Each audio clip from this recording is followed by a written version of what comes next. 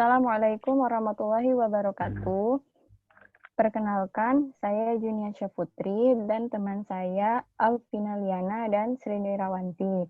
Baiklah, kami akan menjelaskan materi filsafat pendidikan PAUD. Untuk yang pertama akan dijelaskan oleh Sri Nirawanti. Kepada Sri Nirawanti, saya persilahkan.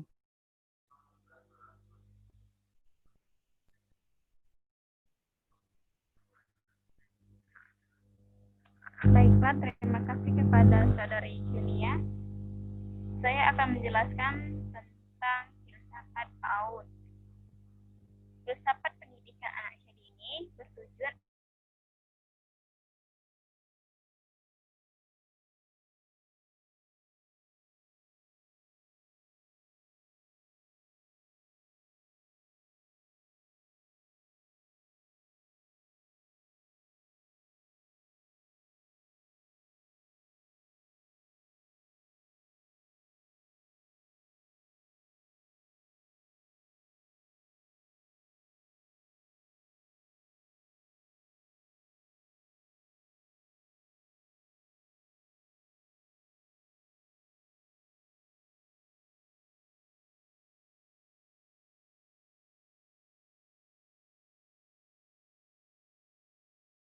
yang kedua yaitu Johann Hendrik Pestalozzi. Dia lahir pada tanggal 12 Januari pada tahun 1746 dan meninggal di umurnya yang ke-81. Yang berikutnya adalah Johann Friedrich Herbert. Johann Friedrich Herbert ini lahir pada tanggal 4 Mei pada tahun 1776 dan meninggal pada tanggal 14 Agustus 1841. Selanjutnya John Dewey. John Dewey adalah filsuf dari Amerika Serikat. Selanjutnya adalah Friedrich Wilhelm August Froebel. August Froebel lahir pada tanggal 21 April 1782 dan meninggal pada tanggal 21 Juni tahun 1852 di usianya yang ke-70. Dan selanjutnya adalah Maria Montessori. Maria Montessori lahir pada tanggal 31 Maret tahun 1870 dan meninggal pada tanggal 6 Mei pada tahun 1952. Berikutnya adalah Jean Piaget. Jean Piaget lahir pada tanggal 9 Agustus 1896 dan meninggal pada tanggal 16 September 1980. Berikutnya adalah Lev Semyonovich Lev Vygotsky.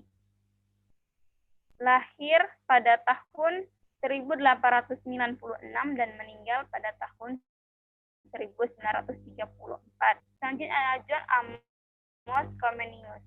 John Amos Comenius lahir pada tanggal 28 Maret 1592 dan meninggal pada 15 November 1670. Selanjutnya ada Ki Hajar Dewantara. Ki Hajar Dewantara lahir di Pakualam pada tanggal 2 Mei 1889 dan meninggal di Yogyakarta pada tanggal 26 Agustus 1959. Berikut pandangan filsuf dari para ahli. Yang pertama menurut Jean-Jacques Rousseau. Menurut Rousseau dalam Aswardi Sujud 1997, pendidikan anak harus diselenggarakan secara alamiah dan cocok dengan dunia anak. Konsep ini sangat berbeda dengan apa yang dikemukakan oleh Comenius yang mengatakan bahwa pendidikan anak sama dengan pendidikan orang dewasa. Rousseau menyarankan konsep kembali kepada alam dan pendekatan yang bersifat alamiah. Dalam pendidikan anak, pendekatan naturalistik. Pendekatan alami bertujuan untuk supaya anak berkembang secara optimal. Dan yang kedua itu menurut Johann Hendrik Pestalozzi. Pestalozzi mengintegrasikan gagasan yang telah dikemukakan oleh Rousseau dan Locke terkait dengan pendidikan anak, menghubungkan anak-anak dengan alam dan kebebasan berkehendak bereksplorasi dengan alam dan benda-benda sekitar. Menurut Pestalozzi, pendidikan yang terpenting adalah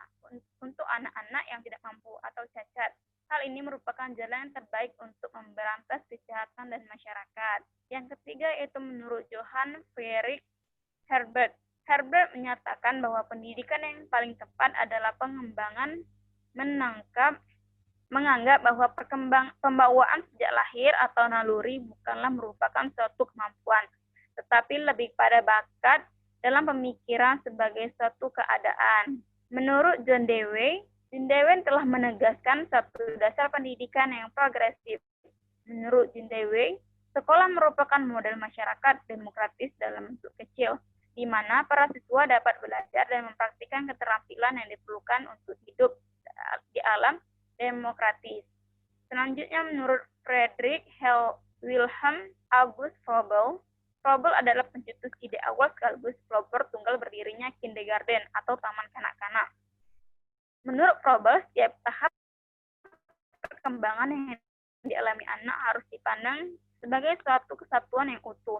Anak memiliki potensi yang harus dibina dan dikembangkan secara terus-menerus. Menurut Maria Montessori, pandangan Montessori tentang pendidikan anak tidak lepas dari pengaruh pemikiran Rossi dan Pestalozzi yang menekankan pada kondisi lingkungan yang bebas dan penuh kasih agar potensi anak dapat berkembang optimal. Montessori memandang perkembangan anak usia prasekolah atau TK sebagai suatu proses yang berkesinambungan. Artinya, pendidikan merupakan aktivitas diri yang mengarah pada pembentukan disiplin pribadi, kemandirian, dan pengarahan diri. Persepsi anak tentang dunia merupakan dasar dari ilmu pengetahuan. Menurut Jean Vease, teori perkembangan kognitif anak mengemukakan bahwa anak belajar merupakan interaksi dengan lingkungan, seperti hal yang dilakukan oleh para ilmuwan. Kemajuan berpikir anak melalui 4 tahap, yaitu tahap sensori motorik, yang kedua tahap berpikir pra-operasional, yang ketiga tahap berpikir konkret, dan yang keempat tahap berpikir operasional. Jean Vease mengemukakan bahwa semestinya tidak memaksakan pengetahuan kepada anak-anak, melainkan harus menemukan materi-materi pelajaran yang bisa menarik dan menantang anak untuk belajar. Selanjutnya, menurut Lev Semyonovich-Vygotsky. Menurut Vygotsky, ada 4 prinsip untuk belajar pada anak, yaitu yang pertama, mengkonstruksikan pengetahuan akan lebih mudah bila tersedia tools of mind atau alat berpikir. Yang kedua, yaitu belajar terjadi dalam konteks sosial. Yang ketiga, belajar mempengaruhi perkembangan mental. Dan yang keempat, bahasa memegang peranan yang penting dalam membantu perkembangan mental anak. Selanjutnya, menurut John Amos Comenius. Menurut John Comenius sangat percaya bahwa pendidikan harus dimulai sejak dini. Pendidikan yang berlangsung harus mengikuti perkembangan alam anak, kematangan, dan memberi kesempatan pada anak untuk menggunakan seluruh inderanya. Pendidikan macam ini merupakan pendidikan yang paling baik karena pengalaman-pengalaman sensorial yang dialami anak menjadi dasar semua pendidikan. Selanjutnya, menurut Ki Hajar Dewantara. Ki Hajar Dewantara memandang anak sebagai kodrat alam yang memiliki pembawaan yang khas serta kemerdekaan untuk berbuat serta mengatur dirinya sendiri. Akan tetapi, kemerdekaan yang dimiliki anak sangat relatif karena dibatasi oleh hak-hak yang dimiliki oleh orang lain. Dengan demikian, anak mempunyai kesempatan untuk berjalan sendiri dan tidak mendapat intervensi atau paksaan dari pihak lain. Selanjutnya adalah implikasi konsep filsafat PAUD. Berdasarkan konsep filsafat tentang pendidikan anak usia dini yang dirumuskan ini, maka kita mengenal periodisasi perkembangan konsep pendidikan anak dini. Konsep pendidikan anak usia dini ini yang kita kenal sekarang sebenarnya telah mengalami perubahan dan perkembangan. Pertama, berkaitan dengan anak akan belajar dengan baik ketika mereka menggunakan sensori motorinya. Anak akan senang mengerjakan dan eksplorasi alat-alat permainan yang diberikan kepadanya. Akan cenderung mendapat hasil pembelajaran yang lebih banyak dibanding anak yang suka diam. Yang kedua, anak dapat dididik. Semua anak terlahir dengan potensi bawaan masing-masing. Oleh karena itu, semua anak dapat dididik sesuai dengan potensi tersebut tanpa pengecualian. Yang ketiga yaitu setiap anak harus dioptimalisasikan potensinya. Potensi yang dimiliki anak berbeda satu dengan yang lainnya. Yang keempat yaitu pendidikan harus dimulai sejak dini. Pendidikan ini dini merupakan usia emas di mana anak dengan mudah menyerap segala informasi yang diterima melalui semua inderanya. Dengan demikian, dengan pemikiran tersebut, maka pendidikan harus dimulai sedini mungkin. Baiklah, kepada saudari Junia dan Alvina ini yang bertanya, dipersilakan. Baiklah, Sri Nirwanti. Saya akan bertanya, apa yang dimaksud dari konsep Resu yang mengatakan bahwa pendidikan adalah bahwa yang harus disesuaikan dengan sifat. Tolong jelaskan. Terima kasih. Sama-sama. Untuk saudari Alvina.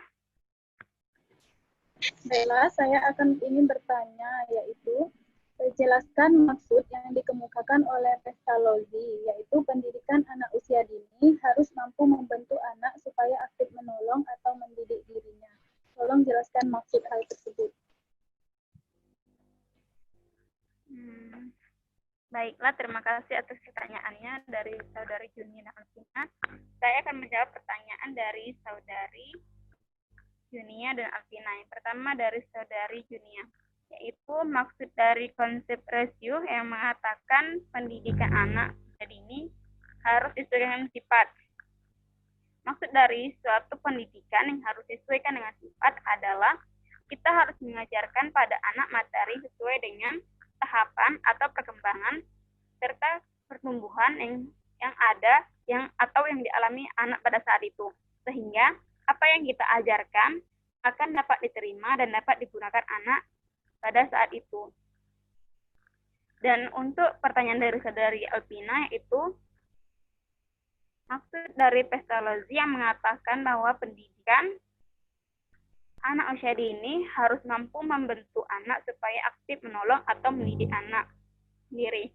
Maksudnya adalah pendidikan anak usia dini adalah pendidikan yang harus menanamkan karakter baik kepada anak, atau pendidik harus membahas tentang kegiatan sehari-hari sehingga di pendidikan anak usia dini tersebut dapat membentuk anak yang dapat menolong diri sendiri atau mendidik diri sendiri dalam segi kegiatan sederhana yang dilakukan setiap harinya.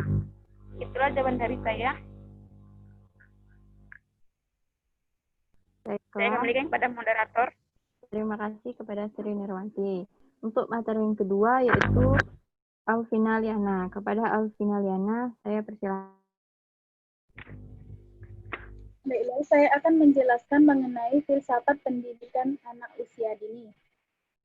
Nah, yang pertama yaitu konsep dasar filsafat pendidikan PAUD. Menurut Suyadi yang dikutip oleh Ulfa, konsep dasar filsafat PAUD dimulai ketika J.J. Reciu dan John Locke berani menepis dogma agama yang menyatakan bahwa anak dilahirkan dalam keadaan yang berdosa. Konsep rasionalis ini menjadi babak baru bagi masa depan anak yang lebih bermartabat serta mengubah secara total pandangan masyarakat tentang anak. Secara filosofi, pola perkembangan pada masa kanak-kanak menjadi penentu bagi pola perkembangan pada masa selanjutnya. Nah, dalam konteks ini, PAUD seharusnya mengubah atau mengakomodasikan pola perkembangan sehingga anak mempunyai pola perkembangan yang baik. Yang kedua yaitu sejarah filsafat PAUD. Menurut Suyadi dan Ulfa yang dikutip oleh Rahmat, tahun 2018 ada 6 periodisasi perkembangan filsafat PAUD, yakni yang pertama sebelum Masehi sampai abad keempat, anak usia dini disebut infanticidal. Pada periode ini juga belum ada konsep pertanggungjawaban orang tua terhadap anak. Oleh karena itu, sepanjang sejarah ini orang tua tidak meletakkan nilai-nilai kehidupan kepada anak pada usia ini. Nah, yang kedua, abad keempat sampai abad ke-13, anak usia dini disebut abandoning. Pada masa ini, orang tua sudah mulai menunjukkan perhatian yang agak serius kepada anak-anak mereka. Bahkan para orang tua memiliki kesadaran terhadap adanya hak-hak untuk hidup. Yang ketiga, abad ke-14 sampai abad ke-17, anak usia dini disebut ambivalen.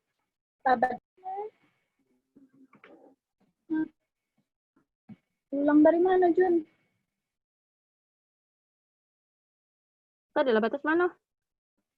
Mantak salah yang ketiga atau keempat? Lupa. Sir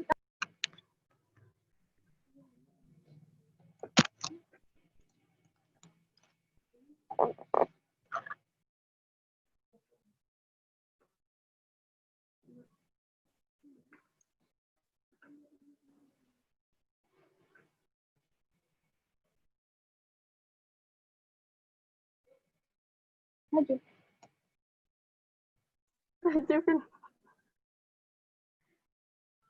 Yang ketiga yaitu abad ke-14 sampai ke abad ke-17. Anak usia dini disebut ambivalen. Abad ini mengasumsikan orang tua mempunyai hubungan terdekat dengan anak-anak mereka. Hal ini dicirikan dengan adanya ekspresi kasih sayang orang tua kepada anak. Yang keempat, abad ke-18, anak usia dini disebut intrusif. Pada abad ke-18 ini terjadi perubahan paradigma berpikir tentang anak, yakni di masa depan, masa anak usia dini sangat penting sebagai masa persiapan untuk kehidupan di masa depan. Yang kelima, abad ke-19 sampai pertengahan abad ke-20, anak usia dini disebut socializing. Yaitu 5 tahun pertama kehidupan anak merupakan masa unik yang telah membuka jalan untuk pendekatan baru dalam pendidikan anak. Yang terakhir yaitu yang ke-6, abad ke-20, anak usia dini disebut helping atau bantuan. Lahirnya nursery atau semacam kelompok bermain atau kindergarten hanya berfungsi sebagai bantuan. Yang selanjutnya yaitu pandangan para filsuf tentang PAUD. Yang pertama, Jean-Jacques Rousseau, tahun 1712 sampai 1778. Menurut Rousseau, pendidikan anak-anak harus diselenggarakan secara alamiah dan cocok dengan dunia anak. Yang kedua, Johann Heinrich Pestalozzi, yaitu tahun 1746 sampai 1827. Pestalozzi menghubungkan anak-anak dengan alam dan kebebasan berkehendak, bereksplorasi dengan alam dan benda-benda sekitar. Yang ketiga, John Dewey, tahun 1859 sampai 1952. Menurut Dewey, sekolah merupakan model masyarakat demokratis dalam bentuk kecil, di mana para siswa dapat belajar dan mempraktikkan keterampilan yang diperlukan untuk hidup di alam demokratis. Yang keempat, Friedrich Wilhelm August Froebel. Froebel adalah pencetus ide awal sekaligus pelopor tunggal berdirinya kindergarten atau taman kanak-kanak pertama di dunia. Menurut Froebel, setiap tahap perkembangan yang dialami anak harus dipandang sebagai suatu kesatuan yang utuh. Anak memiliki potensi yang harus dibina dan dikembangkan secara terus-menerus. Yang kelima, Maria Montessori, tahun 1870 sampai 1952. Montessori memandang perkembangan anak usia prasekolah atau TK sebagai suatu proses yang berkesinambungan. Yang keenam, Jean Piaget, tahun 1896 sampai 1980. Teori perkembangan kognitif Piaget mengemukakan bahwa anak belajar melalui interaksi dengan lingkungannya.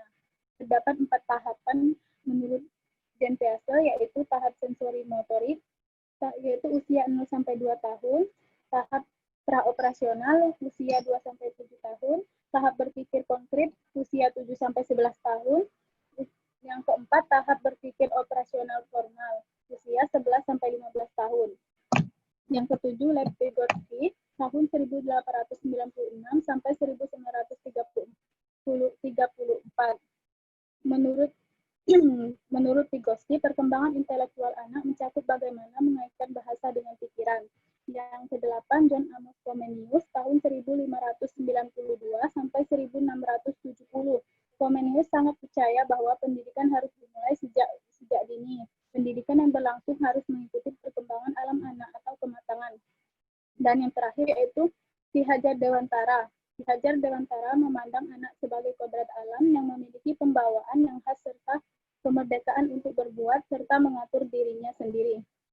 Yang terakhir yaitu implikasi konsep filsafat pendidikan PAUD. Yang pertama berkaitan dengan anak, yaitu 1. Anak akan belajar dengan baik ketika mereka menggunakan sensorinya. 2. Semua anak dapat dididik. 3. Setiap anak harus dioptimalkan potensinya. 4. Pendidikan harus dimulai sejak dini. 5. Anak tidak dapat dipaksa belajar sebelum Yang kedua yaitu berkaitan dengan guru. Yang pertama, guru harus menyayangi dan menghargai semua anak. Yang kedua, guru harus memiliki dedikasi untuk mengajar secara profesional. Yang ketiga, pengajaran yang baik harus berdasarkan teori, filsafat, tujuan, dan sasaran yang jelas. Yang keempat, mengajar anak menggunakan materi sebenarnya. 5, pengajaran dimulai dari yang konkret sampai abstrak. Terima kasih. Kepada teman-teman yang ingin bertanya, saya persilahkan.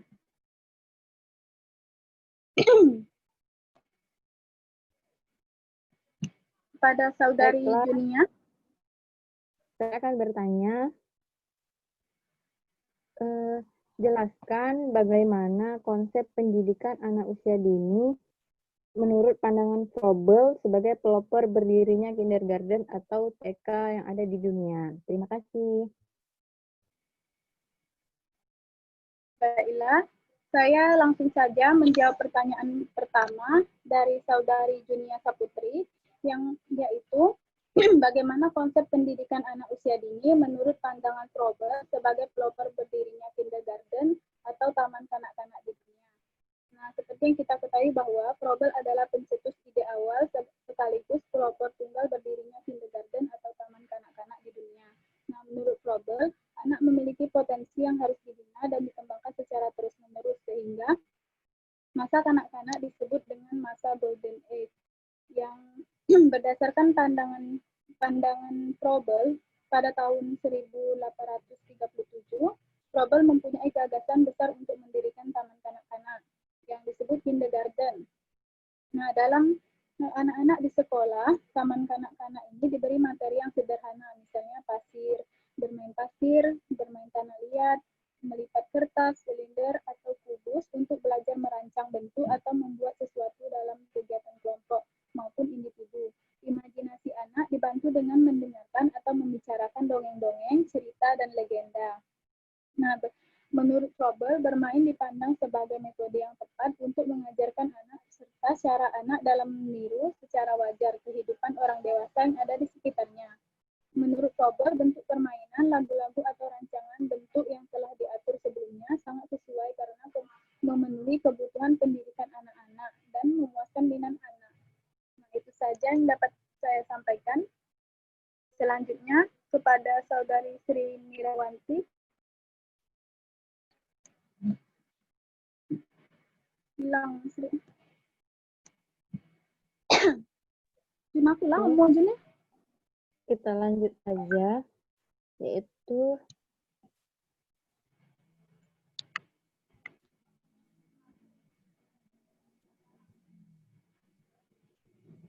Jun, Sri, belum tanya di aku. Lagi, dikit lagi. Kalau sudah tanya Jun. Baiklah, kepada Saudari Sri Nirawanti, saya persilahkan. Baiklah, terima kasih. Pertanyaan saya itu salah satu implikasi filsafat pendidikan PAUD yang berkaitan dengan anak, yaitu anak akan belajar dengan baik ketika mereka menggunakan sensorinya. Berikan contoh nyata kegiatan bermain sensori untuk anak usia dini. Terima kasih. Baiklah, langsung saja saya akan menjawab pertanyaan dari Saudari Sri Nirawanti, yaitu contoh nyata kegiatan bermain sensori untuk anak usia dini. Nah, bermain sensori sendiri yaitu suatu kegiatan bermain yang menstimulasi indera anak. Contoh kegiatan bermainnya yaitu pertama, permainan Play-Doh. Melalui permainan ini dapat melatih sensori anak. Selain itu, melalui permainan Play-Doh ini dapat mengembangkan imajinasi anak. Dengan permainan ini, anak dapat membuat berbagai bentuk sesuai dengan imajinasi dan sesuai keinginan anak. Yang kedua yaitu bermain pasir. Melalui kegiatan bermain pasir, anak dapat membuat berbagai bentuk menggunakan cetakan. Atau anak dapat menulis di atas pasir tersebut. Yang ketiga yaitu bermain alat musik.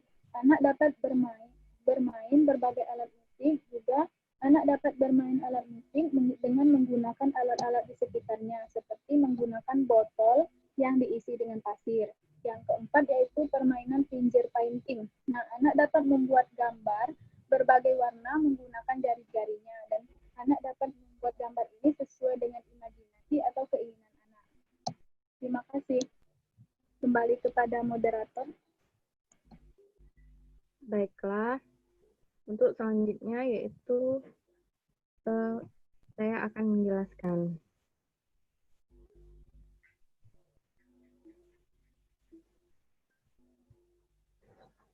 Filsafat pendidikan PAUD.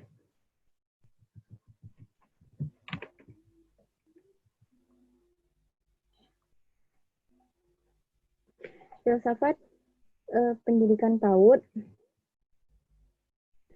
bertujuan untuk membantu merumuskan peran proses penyelenggaraan pendidikan untuk anak di dalam masyarakat, menafsirkan peran pendidikan dan mengarahkan peran tersebut untuk merealisasikan tujuan dalam mengabdi kepada masyarakat, baik untuk masa sekarang maupun masa yang akan datang. Filsafat pendidikan melakukan pengkajian secara mendalam, luas, mendasar tentang peranan pendidikan terhadap pengembangan anak dan memberikan arah yang benar tentang penyelenggaraan pendidikan anak. Sejarah filsafat PAUD ini yaitu mengalami 6 periodisasi. Yang pertama sebelum Masehi sampai abad keempat, anak usia dini disebut infanticidal. Yang kedua abad ke-14, anak usia pada abad ini disebut ambivalen. Pada abad ke-18, anak disebut intrusif. Dan sampailah pada abad ke-20 ini anak disebut dengan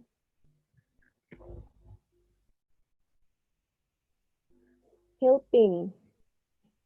Nah, ada beberapa pandangan para filsuf tentang pendidikan PAUD. Yang pertama yaitu menurut J.J. Rousseau. Menurut Rousseau, dalam pendidikan anak harus diselenggarakan secara ilmiah dan cocok dengan dunia anak. Konsep ini sangat berbeda dengan apa yang dikemukakan oleh Comenius yang mengatakan bahwa pendidikan anak sama dengan pendidikan orang dewasa. Dan yang kedua yaitu ada Johann Heinrich Pestalozzi. Johann Pestalozzi ini mengintegrasikan gagasan yang telah dikemukakan Rousseau dan Locke terkait dengan pendidikan anak. Nah, Pestalozzi ini menghubungkan anak-anak dengan alam dan kebebasan anak untuk berkehendak, bereksplorasi dengan alam dan benda-benda sekitar. Yang ketiga ada Johann Friedrich Herbart. Herbart menyatakan bahwa pendidikan yang paling tepat adalah pengembangan sikap moral serta hubungan etis antar manusia serta menganggap bahwa pembawaan sejak lahir atau sejak naluri. Selanjutnya ada John Dewey. John Dewey ini telah menggagaskan suatu dasar pendidikan yang progresif. Menurut John Dewey ini, sekolah merupakan model masyarakat yang demokratis dalam bentuk kecil, di mana para siswa dapat belajar dan mempraktikkan keterampilan yang diperlukan untuk hidup dalam demokratis. Selanjutnya ada filsuf yang selanjutnya yaitu Froebel. Froebel ini adalah seorang pencetus ide awal sekaligus pelopor tunggal berdirinya kindergarten atau taman kanak-kanak yang pertama di dunia. Menurut Froebel ini, setiap tahap perkembangan yang dialami anak harus dipandang sebagai suatu kesatuan yang utuh. Selanjutnya ada Maria Montessori. Maria Montessori merupakan tokoh pendidikan anak yang mencurahkan hampir keseluruhan hidupnya untuk anak-anak. Montessori ini adalah seorang dokter pertama yang mencurahkan perhatian pada anak-anak tunanetra yang ketika itu kurang mendapat perhatian atau layanan dari pihak lain. Yang selanjutnya ada Jean Piaget. Jean Piaget ini adalah orang tokoh yang mengembangkan teori perkembangan kognitif yang mengemukakan bahwa anak belajar melalui interaksi dengan lingkungan, seperti halnya yang dilakukan oleh para ilmuwan kemajuan berpikir anak melalui 4 tahapan, yaitu tahap sensori motorik, tahap berpikir operasional, tahap berpikir konkret, dan tahap berpikir operasional. Dan yang selanjutnya ada Ki Hajar Dewantara. Ki Hajar Dewantara ini merupakan seorang pionir pendidikan nasional yang mempunyai konsep atau pandangan tentang pendidikan anak, di mana pendidikan anak usia dini di Indonesia telah menyelenggarakan sejak lama. Ki Hajar Dewantara ini memperkenalkan taman siswa di Yogyakarta yang diawali dengan dibukanya sekolah bagi anak di bawah usia 7 tahun. Kemudian, jadi kesimpulan dari pendidikan filsafat PAUD ini, kajian filsafat tentang PAUD bertolak dari suatu pemahaman bahwa semenjak usia dini seorang anak telah dibekali dengan berbagai potensi yang perlu dikembangkan. Dan potensi-potensi ini harus dikembangkan supaya kelak seorang anak dapat menjalankan fungsi dan perannya secara efektif dan produktif sebagai manusia. Itulah pemaparan materi dari saya kepada teman-teman, kepada Alvina dan Sri Nirwanti. Apabila ada yang ingin ditanyakan, saya persilakan. Baiklah, kepada saudari Junia saya ingin bertanya, yaitu mengapa filsafat pendidikan anak usia dini sangat dibutuhkan? Terima kasih. Baiklah, kepada Alvina Liana. Baiklah, saya ingin bertanya, yaitu bagaimana perkembangan filsafat sehingga dapat berkembang sampai saat ini. Baiklah, langsung saja saya akan menjawab pertanyaan dari Sri Nirawanti, mengapa filsafat pendidikan anak itu dibutuhkan? Karena filsafat pendidikan anak itu berguna untuk mengungkap dan mengkaji realitas yang sedang terjadi dalam proses pendidikan anak. Atas dasar itulah, maka kajian tentang konsep dasar PAUD selalu dikaitkan dengan filsafat PAUD. Sebab suatu konsep tanpa filsafat adalah sesuatu yang mustahil. Dan filsafat adalah dasar dari sebuah konsep. Oleh karena itu, PAUD harus mempunyai basis filosofi kuat dan jelas. Kemudian, pertanyaan dari Alvina Liana, yaitu perkembangan PAUD sampai saat ini. Itu melalui beberapa tahap, beberapa abad. Yang itu ada 6 abad. Ada abad sebelum Masehi, abad keempat, ada abad ke-14, kemudian abad ke-18, abad ke-19, dan sampai saat ini yaitu abad ke-20, di mana anak usia di sini disebut dengan helping atau bantuan. Lahirnya nursery school atau semacam kelompok bermain atau kindergarten bahwa berfungsi sebagai bantuan. Nah, jadi itulah perkembangan filsafat pendidikan PAUD hingga sampai sekarang ini. Terima kasih. Baiklah, itulah pemaparan materi kami terkait filsafat pendidikan anak usia dini. Kami mengucapkan mohon maaf atas kesalahan dan terima kasih. Wassalamualaikum warahmatullahi wabarakatuh.